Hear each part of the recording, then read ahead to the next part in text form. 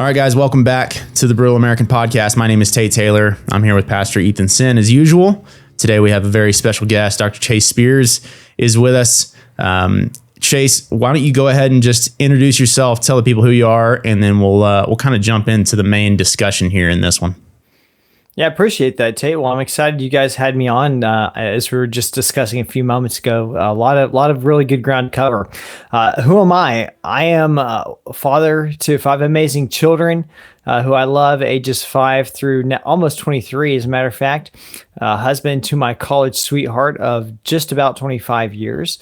Child of God, retired U.S. Army public affairs officer, a little bit of a scholar on the side, writer, thinker, and it seems turned cultural fighter right now in this season of life. And one of the main reasons that I ended up leaving the Army roughly 2.5 years ago was because I feel like the fight for our nation isn't necessarily overseas on battlefields. It's not a physical fight at this point in time. It has been before. Who knows? In the future, it may be again. But at this point in time, the fight for our nation is very much in the idea space, the rhetorical space. And I love the nation, and I wanted to be free to really engage there. And so 2.5 years ago, we walked away. And so I fight now as kind of a culture warrior in the word space. That's awesome. Really appreciate you coming on. Thank you for your time. I think we would probably agree with that statement that right now it does seem to be a cultural fight for the nation. Something that we've kind of been aiming at a little bit with some of our stuff is kind of how do we revive the men of the nation and grab the red-blooded patriots and point them back to a Christian ethic, and then also a more aggressive manner of retaking our country. And obviously you're working on a bunch of that same stuff. So interested to hear what you had to say about some of these things that we had lined up. Yeah, Chase, you obviously made the decision. I'm going to retire and get out and fight this battle on a different front. When you're making that decision, what were you seeing in terms of what did that free you up to do that you couldn't do before, and how have you seen that play out since you've left service?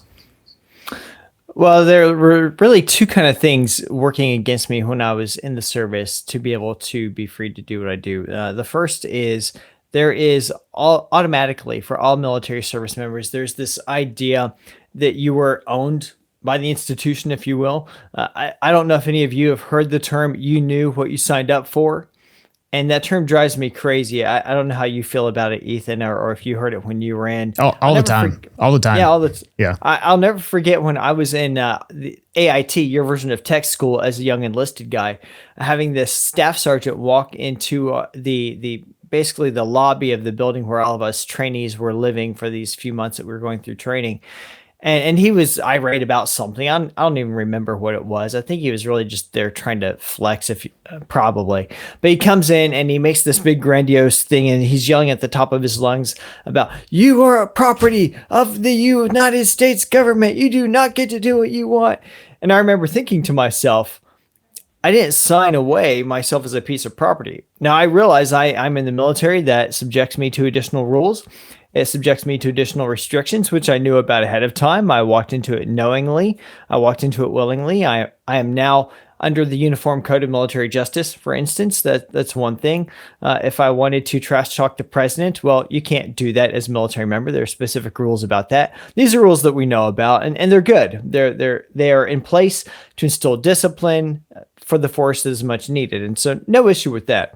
But there's this additional idea of you knew what you signed up for and your property. That's the first thing. The second thing working against me was I was a public affairs officer. And that literally, for anyone in your audience who may be less familiar, that means we do all the communication for the military. So there were different roles I had where I was a spokesman for military units, where I was the communication planner, where I was the guy training the communication planners, where I was an executive producer for military specific content. All of those things fall within the public affairs realm, and that's what I did. And so for those of us who serve that formal representation role, there's an additional cultural rule of, hey, you don't say anything at all that doesn't flow exactly from what the service would have you say. And there's quite a bit of fallacy in that. And I'll say something that's going to sound absurd, and I mean it to sound absurd.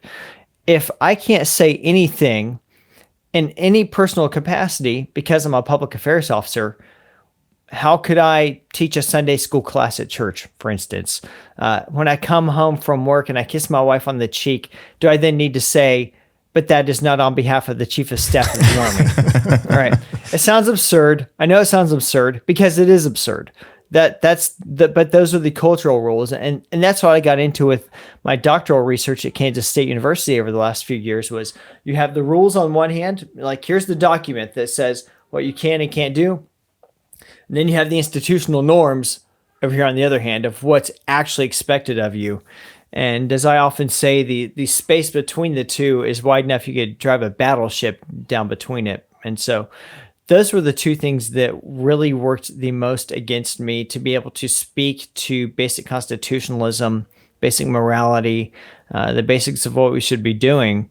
Now, it didn't stop me from doing that. Really, it was in 2017 that I began really experimenting with this because the Army had sent me on a fellowship tour to Georgetown University.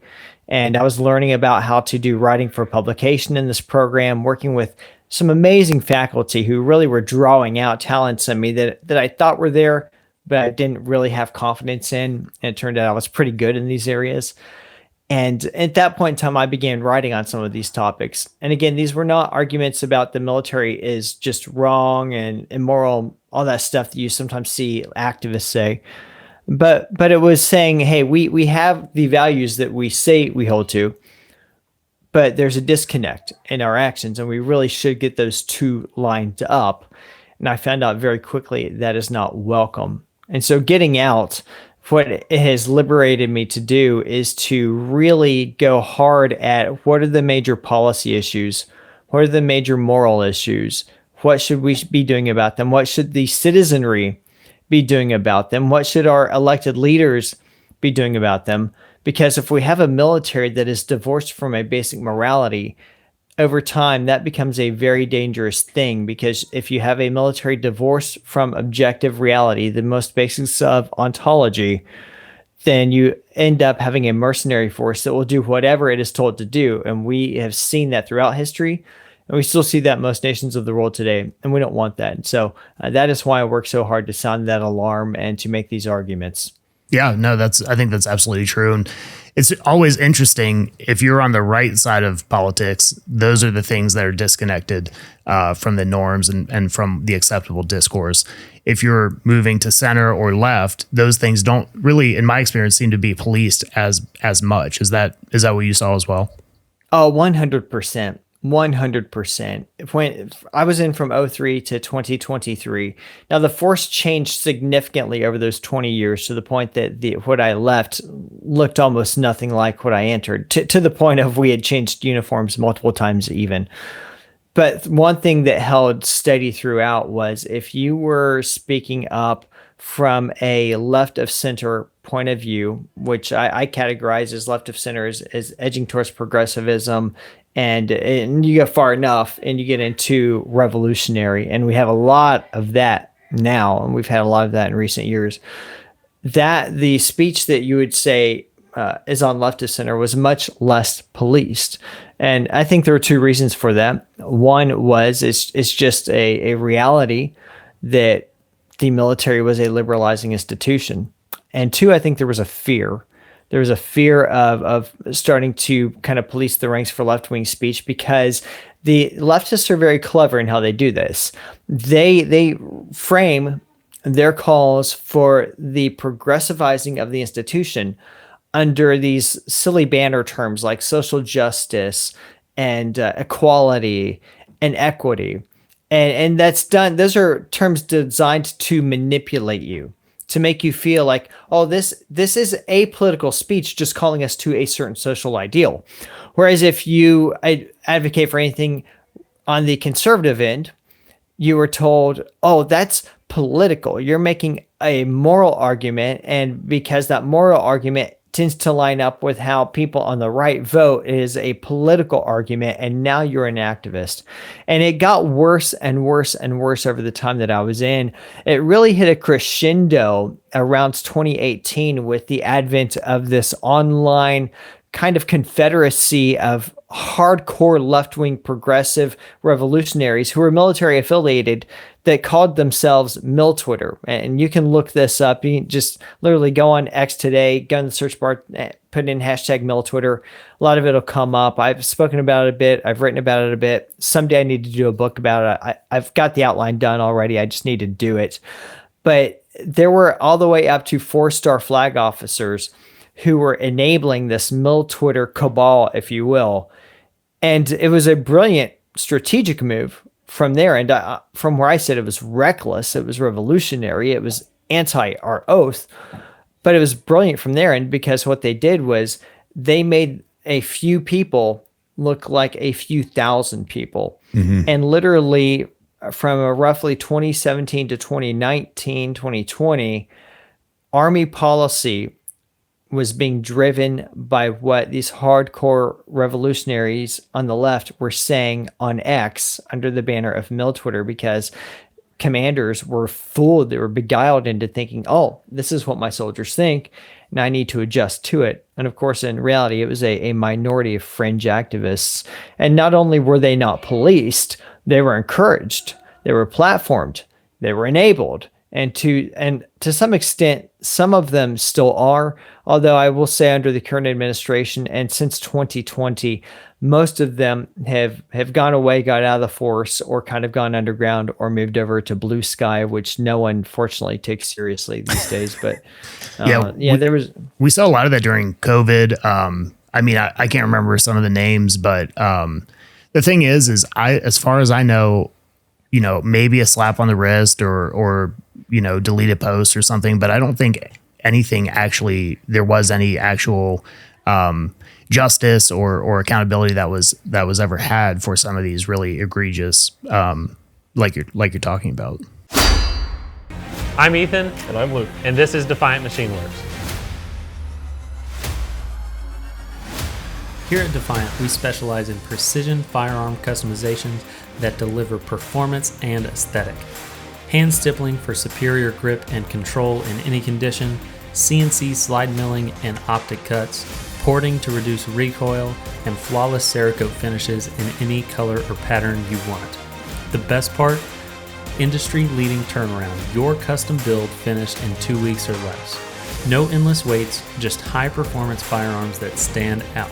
From Glock to SIG, Smith & Wesson to CZ, we handle it all with over 10 years of collective machining experience. So take your build to the next level, head over to DefiantMachineWorks.com and use code WARCHEST at checkout for 10% off. That's WARCHEST at checkout for 10% off.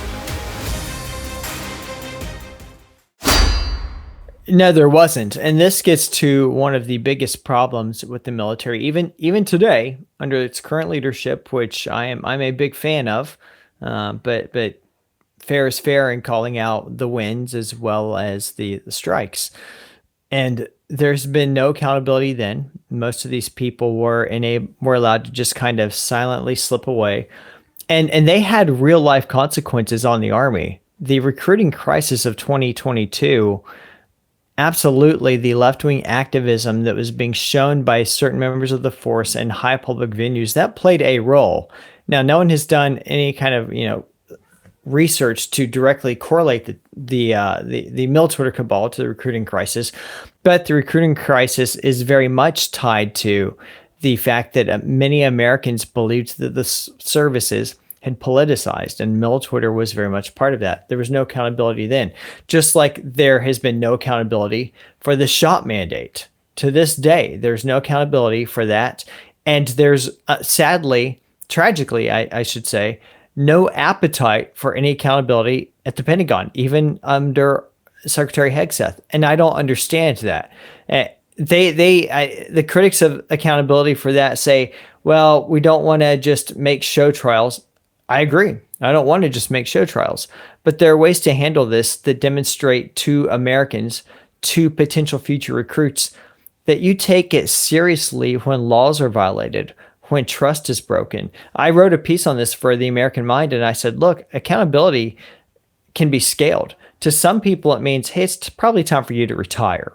To some people, it means you can continue serving, but you're not going to hold a command anymore. And to some select few, it does mean you qualify for a court-martial and you should face one, and that should happen.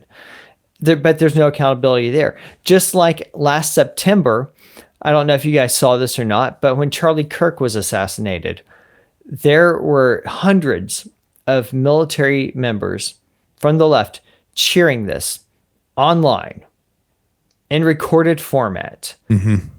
They felt enabled. They felt no one does that if they don't think they can get away with it. Yeah.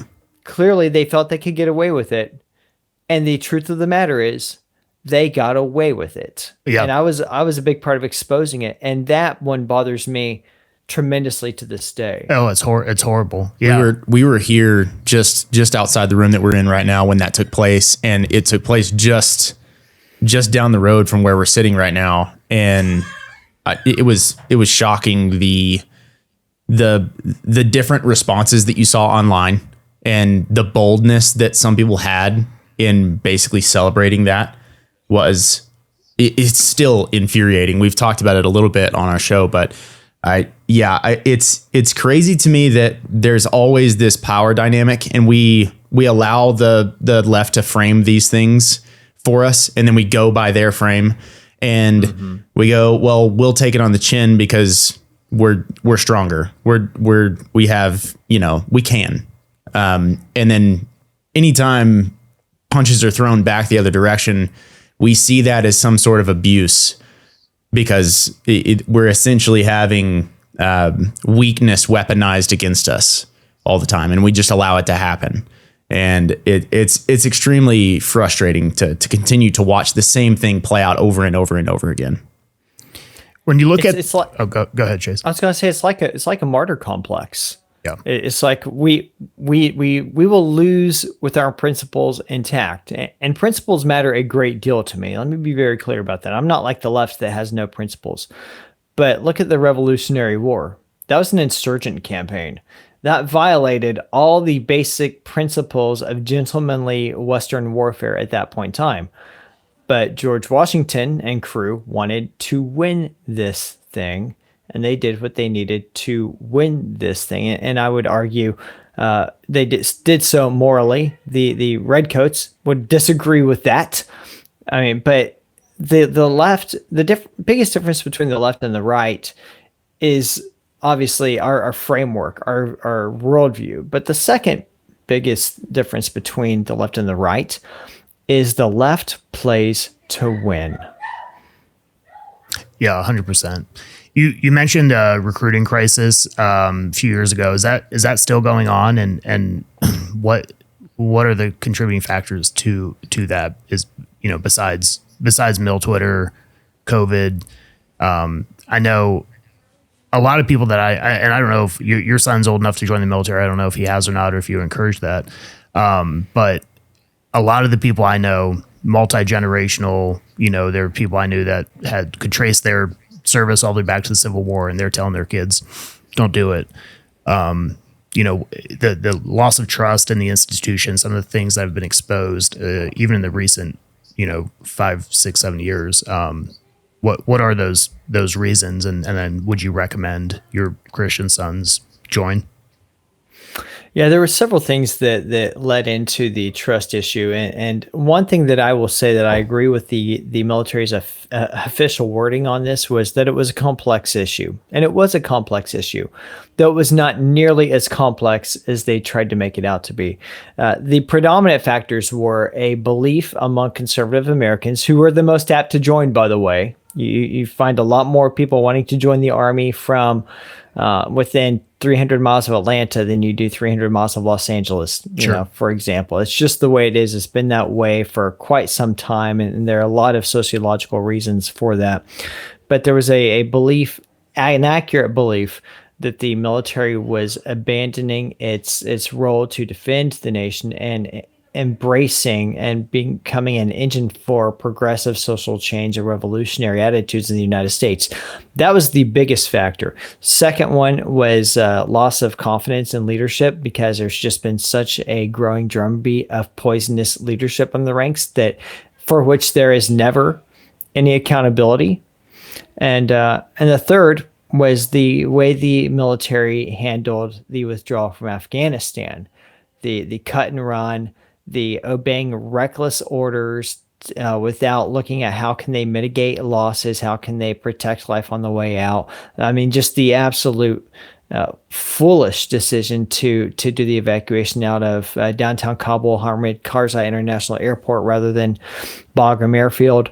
And so those were really the three predominant factors. Now, the military lists off a lot of other factors because they didn't want to acknowledge the clearly political factors, because the military didn't want to embarrass the elected leadership, particularly the commander-in-chief at the time, Joe Biden, who directed this stuff. So they bent themselves into pretzels to come up with all these other reasons.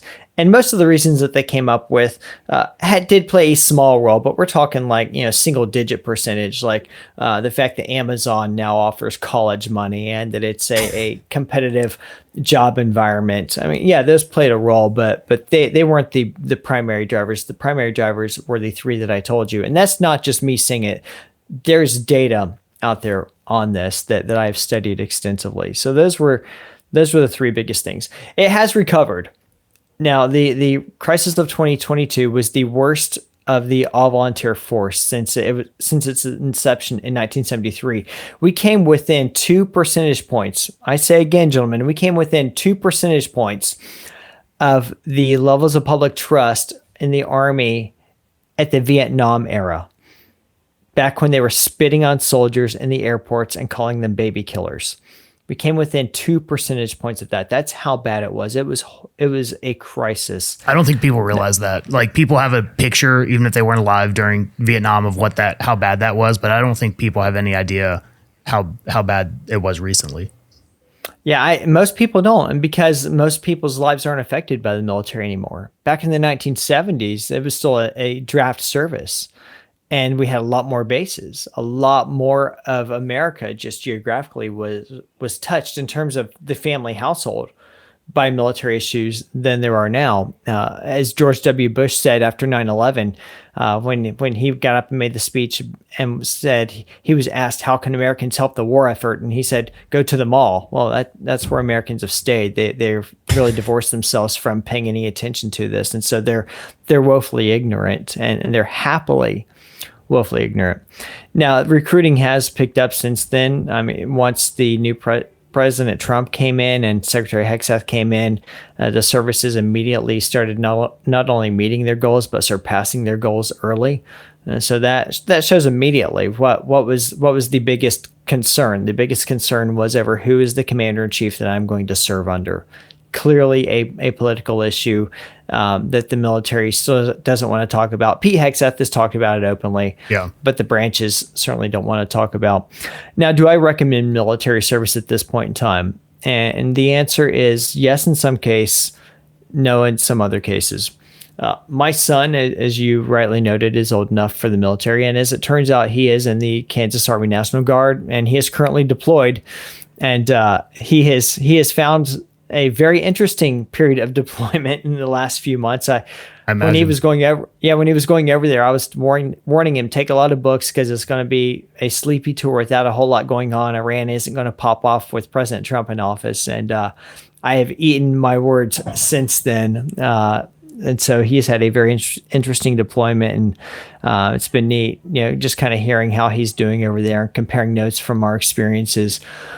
I believe it's a righteous and noble thing for young men to want to serve their nation in military arms. I think that's a good thing. It's a noble thing. It's a tradition that we rely upon, and it's a tradition that, as you noted, we have intergenerational families of service, and I can trace my family service all the way back to the Revolutionary War, and so it's something that I take very seriously, and I'm glad to see that my son is participating in it as well. That said, for those, you're familiar with this, but I'll say this for your listeners, there are really 3 components of military service. You have your active duty, which is component 1, your reserve forces, your federal reserve forces, component 2, and then your National Guard, which is component 3. I recommend young people still to be wary of components 1 and 2. And the reason is there hasn't been accountability. for the law breaking, for the poisonous leadership, for the bad command decisions. There has been no accountability for that. And so, God forbid, should the White House change hands, it will change hands. Should it change parties after the next election, almost everything that Secretary Hegseth has done can be reversed and with will the be signature of a few, and will be instant, violently, and will be violently within moments, because the Pentagon is the swampiest of the swamp, and most of its bureaucrats really believe this is just a speed bump. And after the next election, they can get back to doing things the way they want to do it, which is like a quasi-independent state that doesn't need to listen to anybody. And if you don't have accountability going into that, and all these same bad actors who made these bad decisions under the previous regime are still in, they'll do it all over again. And so without accountability, the military, I argue, remains a place of great risk for America's young people. So I still recommend young people steer away from Compo 1, steer away from Compo 2, don't join the active duty, don't join the reserve. I think the National Guard is a different story. Now, there's still a level of federal control there, but most of the control when you're not activated is at the state level. And there's still some state level of accountability there. There's still some local control. And so I do think that's a good way that young men and women who want to serve can do so and place themselves at less risk of just being treated like complete property and having their citizen rights completely stripped of them. Yeah, I think that's really, really helpful, because most people, I know when I was in high school, I didn't know what the Guard was. I think there's a lot of benefit there in terms of like not moving your family around every 2 or 3 years to every time you get PCS'd, in terms of the ability to have real relationships and know your commanders, and those guys being like, you have this unit here and guys aren't constantly being moved in and out. It's like the White House, like every 4 years, you might like the president or you might not, and you might like the direction you're going, you might not, but you can find a good, healthy unit that is somewhat shielded from some of these things that you're talking about in the larger active duty components. So I think just knowing that exists is really, really helpful. And it's not all the same thing. Yeah, and that's another great point that I don't talk about nearly enough, but I should, is in the National Guard, if you have an issue with your command and you can find another unit that has an opening for your specific rank and your specific job, you can move. Whereas on the active duty side, you're stuck. You are stuck until that commander leaves, or you're stuck till your assignments manager moves you out through the usual, what we call PCS cycle, permanent change of station. And that breeds a whole different culture. When you're in the National Guard, and again, I know the Guard's not perfect. I know there are bad Guard units. I'm not saying that one is all perfect and the other is all bad. There are variations of good and bad in both. I acknowledge that. But I worked a lot with Guard units when I was active duty, especially my last few years when I was a training officer. And I deliberately steered myself when we were going to warfighters. I deliberately would work myself over to be the guy working with National Guard units as much as I possibly could, because I liked their culture. And I found they were willing to learn. They didn't come in with the egos of, what are you going to teach me, that you see with a lot of active duty units. They came in eager to learn. They acknowledged, hey, this is my part-time. I don't do this every day, every week, every month, so I can probably learn something from you. And so they were open. They listened, and that's just a fun experience. But I also liked their culture. And I'll never forget the first time I encountered a Guard unit. It was the 1106th AvCred out of Fresno, California. And I was in Kuwait, a young enlisted E4 at the time, a specialist. And I befriended this guy, Sergeant Bill Smith, and never forget the guy. Wonderful man. I've lost touch with him since, but he was just a great guy to spend that deployment with. And he was very interested in public affairs work, and so he had invited me out to a lot of unit events, and then it just got to the point where I just basically knew what was going on with their unit because I spent so much time with them, and he didn't really have to call me anymore because I could tell when something was going on, and I'd get myself over there to give them coverage. And I asked him one day, I said, people here seem to like each other, and I'm not used to that ever on the active duty side. People over here seem to have a basic respect for each other. There seems to be a level of cooperation that I'm not seeing where I'm at. What's the deal, man? And he said, well, we're a National Guard, Chase. When we go home, when we demobilize, a lot of us live in the same cities, in the same small towns. A lot of us send our kids to the same schools. A lot of us go to the same church. We run into each other at the supermarket. A lot of these guys who are commanders here are the subordinates back home in real life. And a lot of the guys who are the low-level subordinates here are the CEOs in real life, but they're deliberately kind of low-level here because they just love that job. It's kind of they're just kind of getting to come in and do their dream, like let go of the white collar, do the blue collar stuff that charges them up on the deployment, and then go back to regular life afterwards. And so he said there's a big reversal between the two, and he said that matters because it kind of breeds a family atmosphere where versus on the active duty side, there's a culture whereby commanders come through, and again, the subordinates are property, and I can do whatever I want to them, and it doesn't matter because it's all about what's my OER to get my ticket punch for the next rank, and I will then leave this formation, and I'll probably never serve with these people again, and they'll never serve with me. And so it's a different mindset. 100%. Yeah. There does seem, that was my experience, was in the officer corps in the Air Force, there does seem to be a generalization of guys know what they need to do to check the right box, to get to the next position, to make the next rank, to go to the next school. And it always seems to align with, like what you said, the acceptable discourse of the military. And and a lot of times, whether they believe it or not, if you could have a honest conversation with them, they would tell you, oh, I don't believe this DEI crap, the tranny stuff, but officially, they go along with it because anything less would prevent that trajectory that they're on. They all went along with it. Every one of them went along with it. You didn't see a single commander openly repudiate that stuff. Now, there were a lot of commanders who chose not to, put what I call the bail flag up on their desk, and a lot of them did not go to the so-called pride celebrations. A lot of them, kind of quietly in their own ways resisted, and by resisted, I mean just didn't make any noise at all, and so you didn't know where they came down on it unless they told you behind closed doors. Right. Whereas the commanders who supported it were overt, enthusiastic in their support, put the flags in their yards, on base housing, had the celebrations at unit level even, sent out the emails about it. And that goes back to what we talked about earlier, how speech aligned with left-wing progressivism was institutionally encouraged, whereas speech aligned with conserving the nation was castigated as political. And I want to pause on that point for a moment, because far too many Americans who think like us get this. What is the purpose of the military? The purpose of the military, we say, is to defend the nation. What are some other words we might come up with that go along with that? To defend the nation. Well, maybe to preserve the nation, and that includes its founding ideals.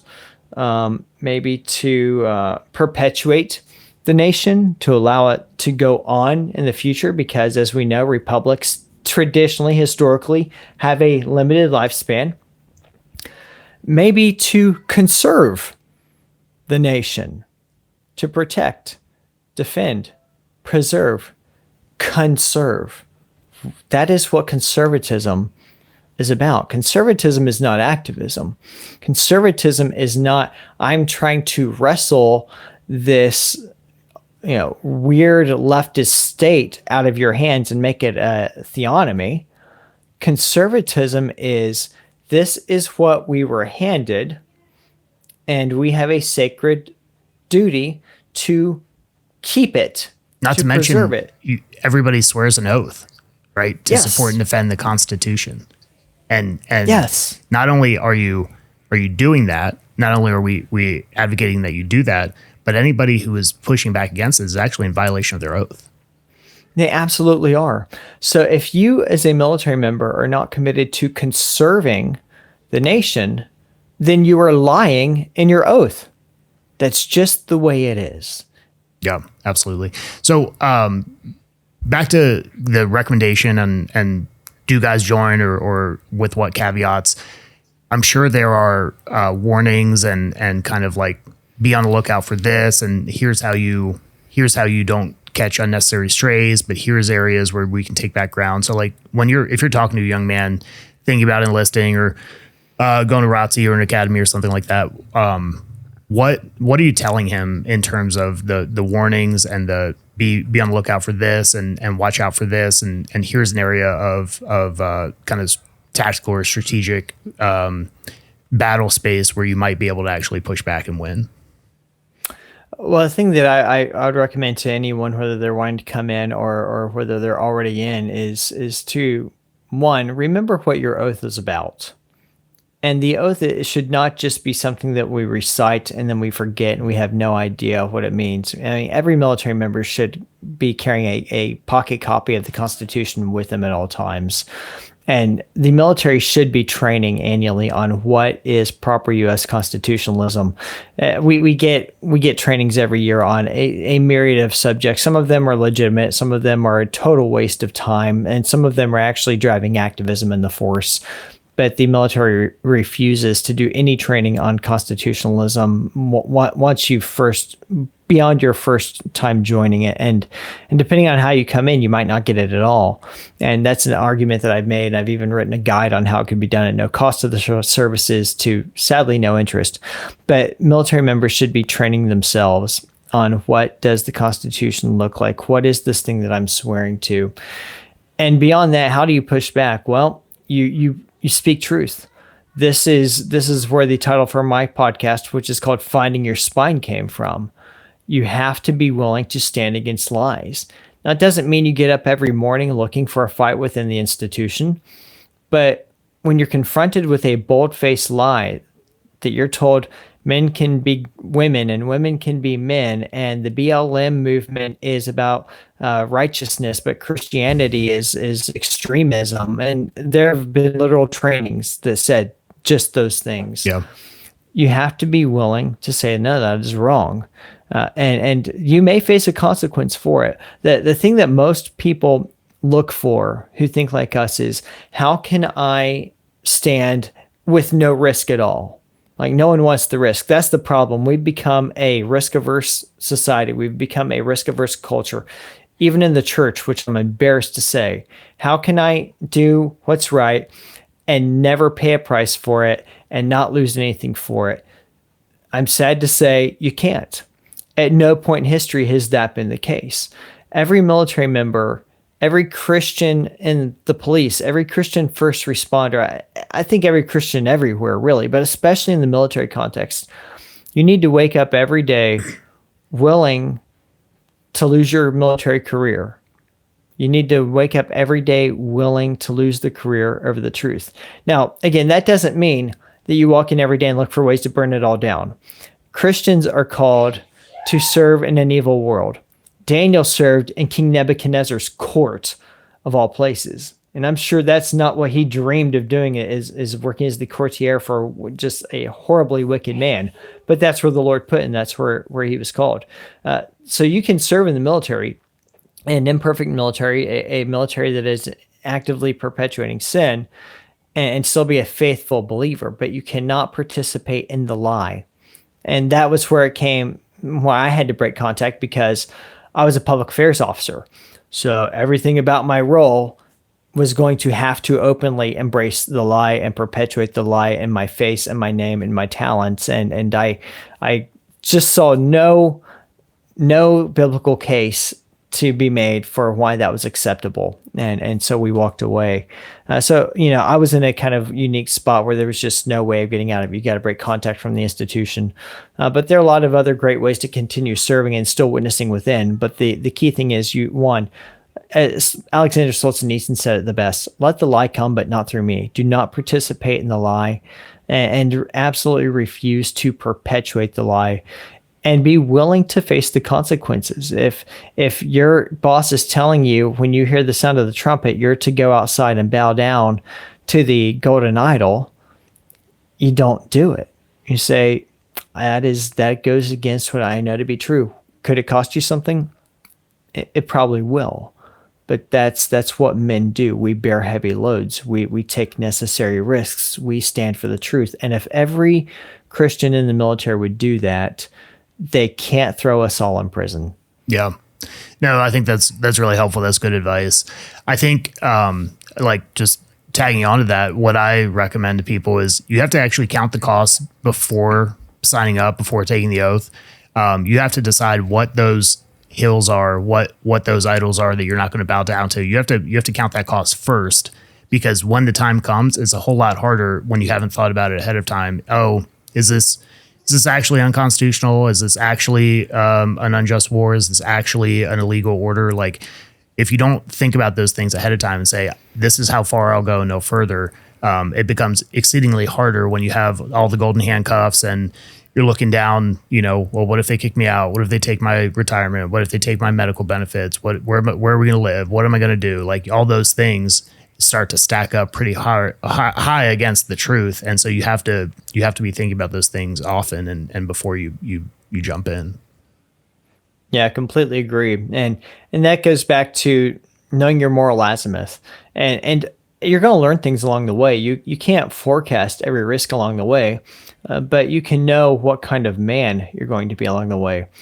When the young 22-year-old dumb Chase Spears joined the Army in 2003, I could not have possibly forecasted that at some point I would have a boss telling me, your religion doesn't matter.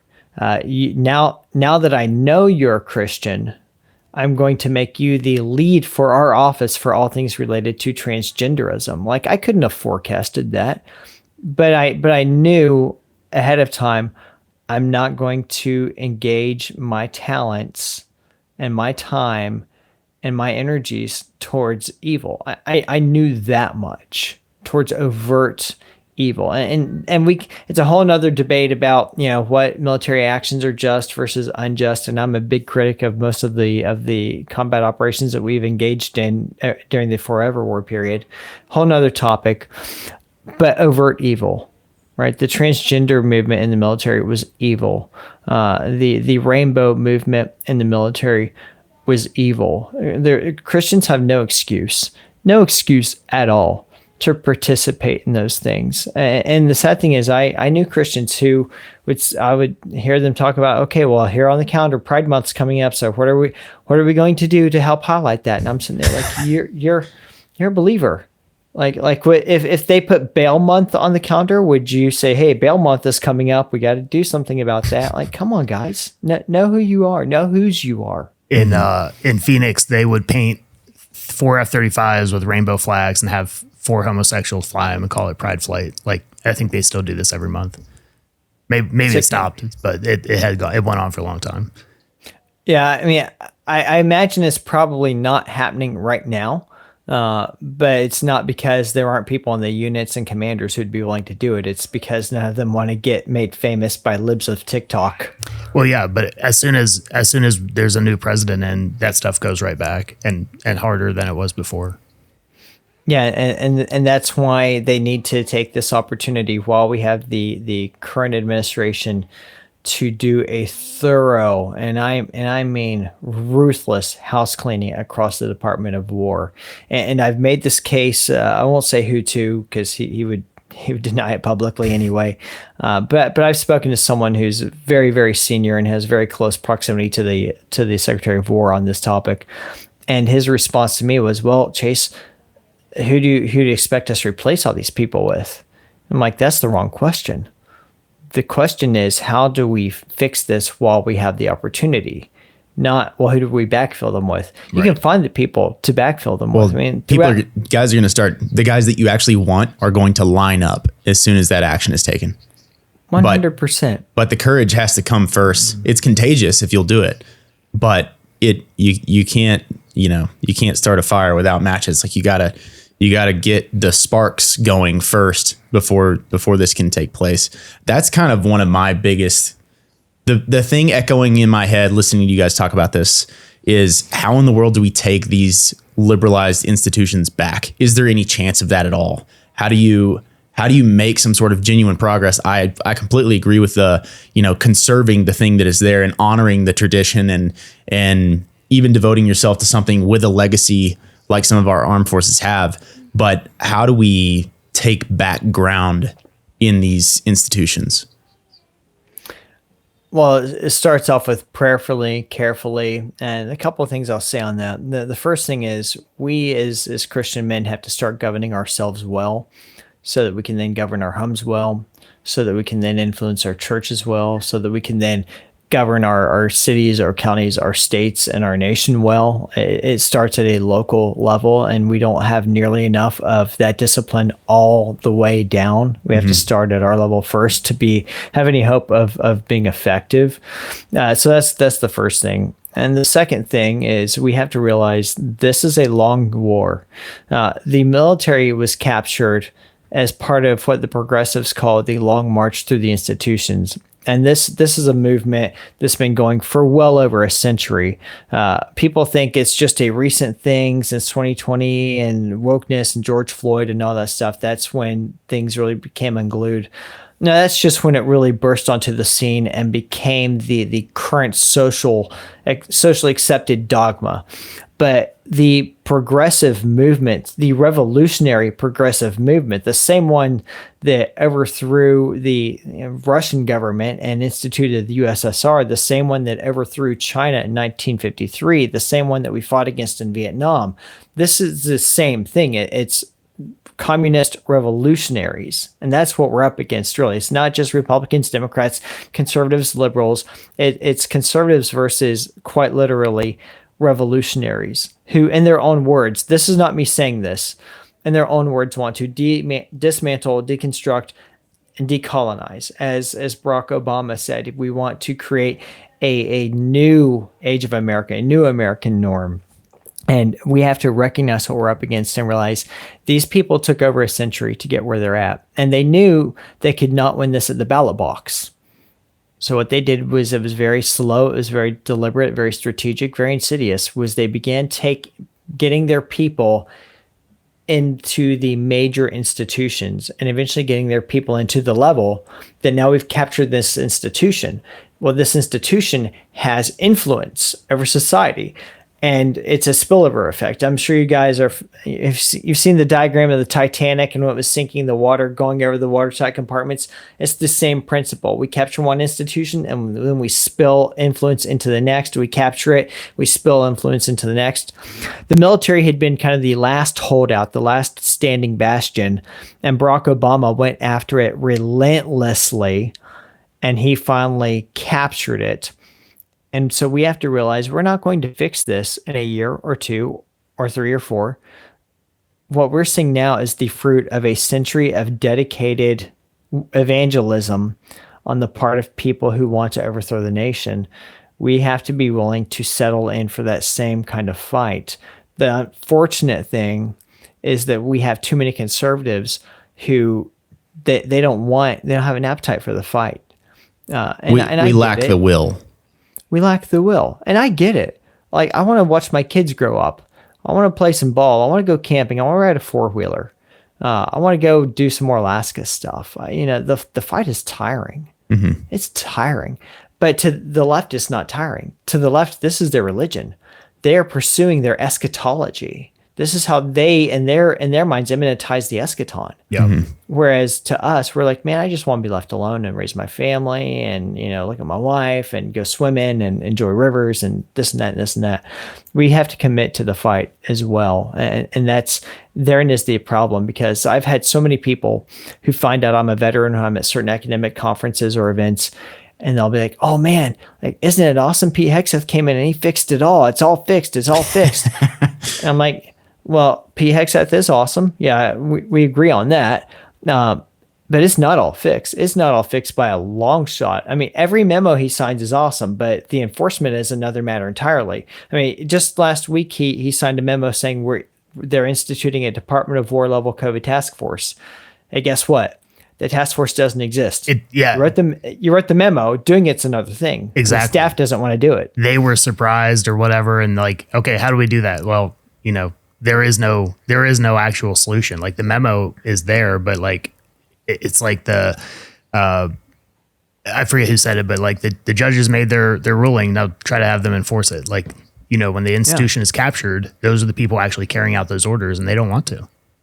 And the problem is they're not willing to purge people out of the Pentagon. And again, it goes back to, well, who will we replace them with? That's such a dumb question. I mean, with all due respect to the person who said it to me, it's a stupid thing to say. Look at how we chose leaders during every major war. Back when we used to actually win wars, we haven't. It's been a while.